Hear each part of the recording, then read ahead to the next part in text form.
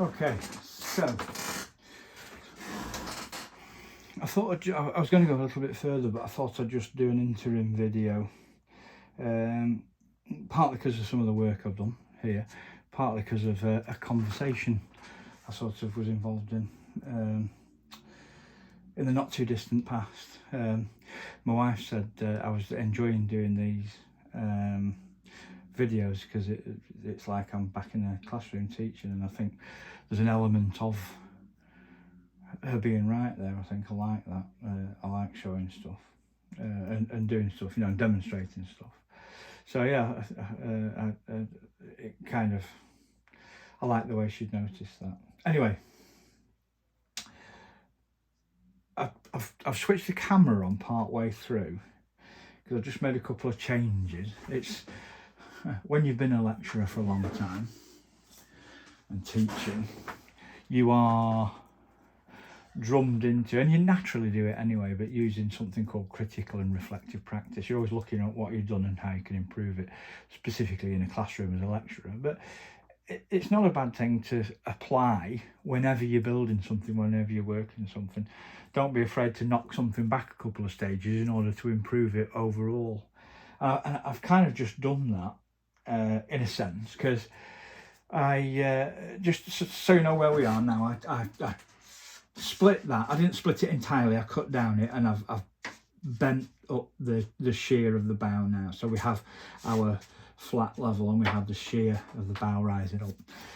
What I did to make sure I was working right is I made sure I had a good datum to work from, and my datum that I worked from was the fact that this section of the deck between former 8 and former 5 is perfectly flat, okay, and it is also completely parallel with the keel. So that was a good datum point to work from. It was always also a good datum point to work from, so that edge is square. And it's a couple of little bits of trimming to get it right, partly because I'd cut out the middle of the former, so a couple of mil out here and there, or a mil out here and there, and that point there that you want nice and neat wasn't so good. So a little bit of tweaking, a little bit of trimming, and then using just a fake plank out of balsa wood, I was able to basically make sure that those 4 all ran neatly and all sat neatly. So that was my datum. I knew the deck was square, my centre line's here running down, so I knew my deck was square, I knew it was flat, everything. And then I started putting formers 4, 3, 2 and 1 in, and I noticed they were a little bit out on the edges again. You know, if you've got half a mil inaccuracy on your deck and half a mil inaccuracy here, you can have a mil, 2 mil step coming into play where you don't want it. And I checked, and one way when you're building a boat like this is you need to check that you've got flow all the time. Every time you put another former in, check that you've got a neat flow. And I use just my bendy balsa wood stick here, just an old broken stick, but it means I can check, I can offer up, and I can run the balsa wood stick from former to former to former, and it flows neatly, okay? It flows basically in one gradual curve. What you don't want is formers sticking out here and there so that you end up with this kind of thing. What you want is a nice even flow. So that basically is perfectly straight line, which is what it's supposed to be. It then curves to this former. Can you see that? I don't think you can see that very well. Just a neat curve here. And then technically if I hold it on this former here and then this former here, that curve should carry on neatly to there without bowing this piece out. If it bows this piece out, that's wrong.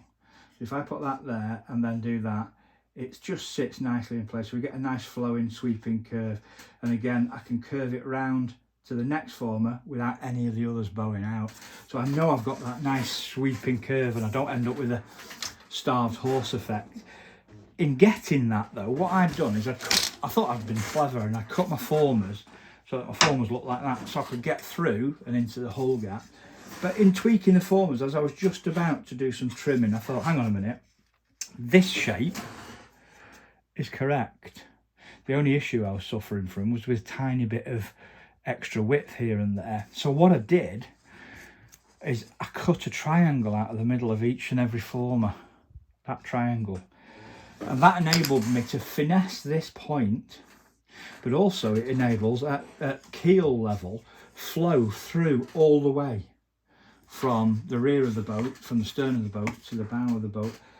The keel is visible all the way through with no vertical stopping anything. So if I run a bit of resin into the bottom, I can run it all the way around the boat, make it very easy without having to worry about opening up compartments here and here where there isn't any deck superstructure to hide it. So if I pour a little bit of resin in here or here, I can swirl the boat around and flood resin in, just if I felt I needed to waterproof it, to seal it inside.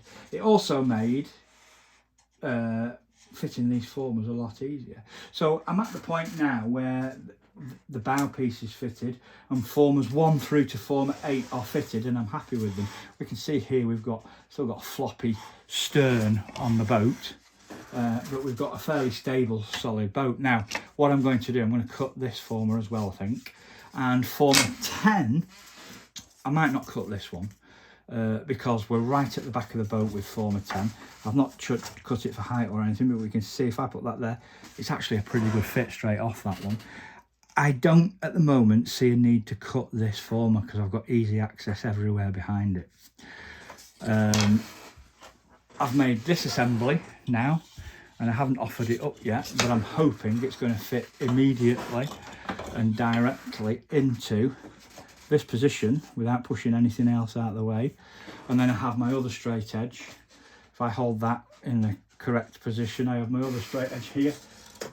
Nice long, perfectly straight piece of ply edge that I can run along the deck to make sure, look at that, that's nice, that the deck is perfectly flat and straight all the way across, because the last thing you want is an undulating deck.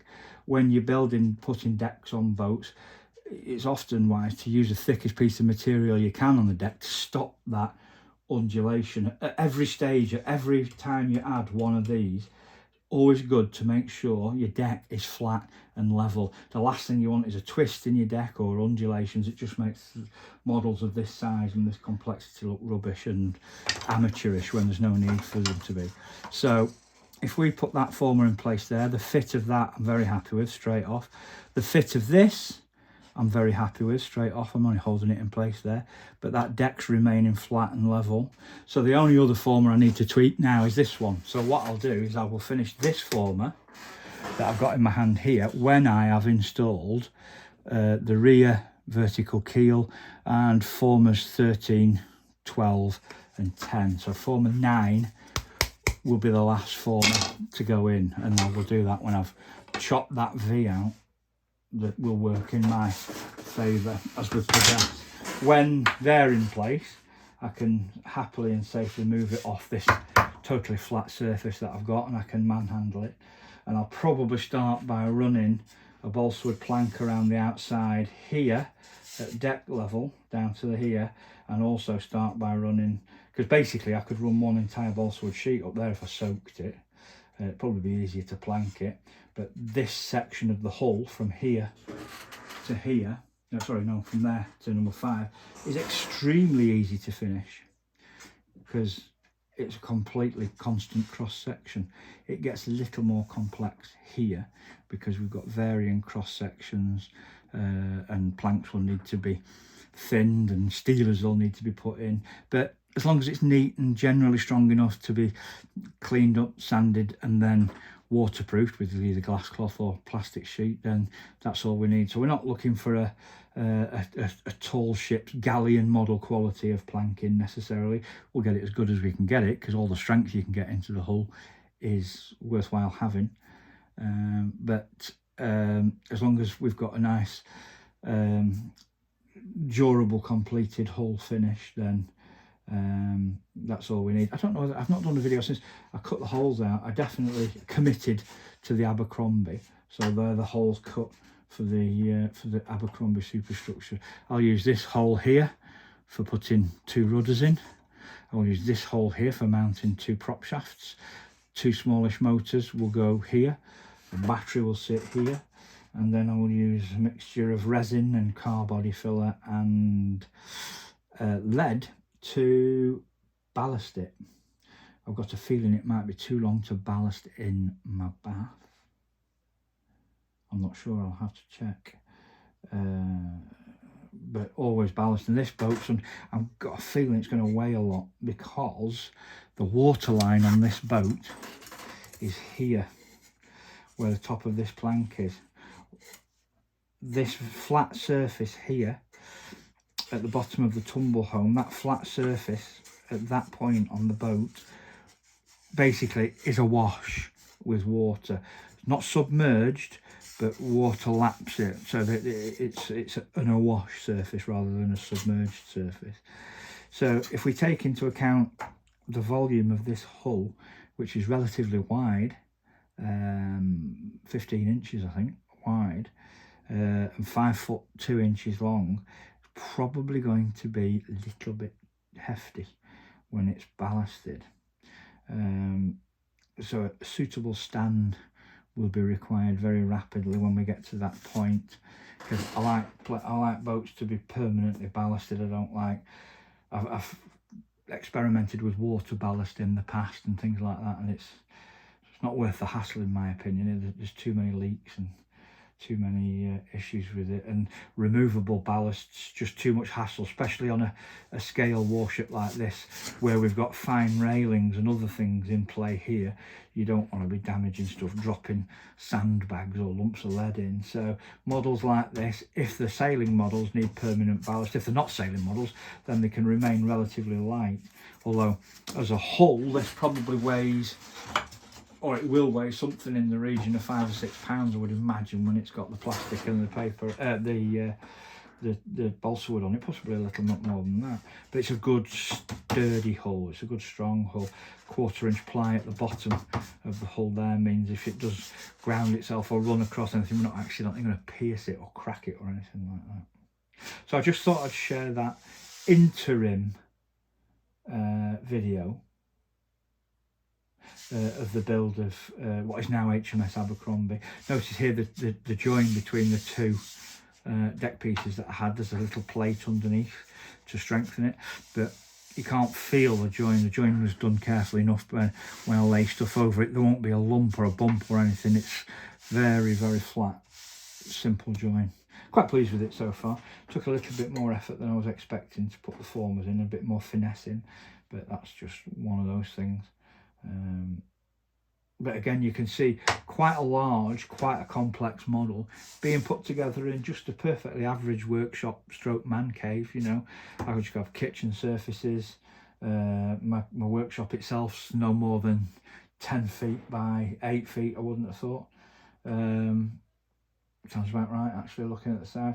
It's not big. I've got no particular specialist equipment. I've got a jigsaw that I cut the holes out with. I've got a couple of simple drills that I use for drilling holes, working like that, little electric drills. No heavy duty machinery at all, and I won't employ any on this. Any techniques I use to make components or do things will be done with easily available, cheaply available stuff, rather than machine shop and things like that. Anybody can throw money at stuff and go into the machine shops. The trick is developing those skills and habits to be able to build stuff almost in an old-fashioned way. You know, I could 3D print the guns, I could 3D print the pom-poms and the Ehrlichens, but that doesn't interest me. I'm not interested in 3D printing. I'd rather make the components by hand. Not commercially a viable thing to do, but certainly more fun to do in terms of a hobby. 3D printing's interesting to me, but it not to the point of view of taking over what I'm doing, because my hobby would then become working on a computer to create parts rather than sitting at a bench to create parts, which is what I prefer doing and showing and explaining. Anyway, I'm going to get back to this and get these final 3 or 4 formers in here and get this set up so I can start to plank, and then I'll do a couple of demos and some planking videos. Okie dokie. See you soon.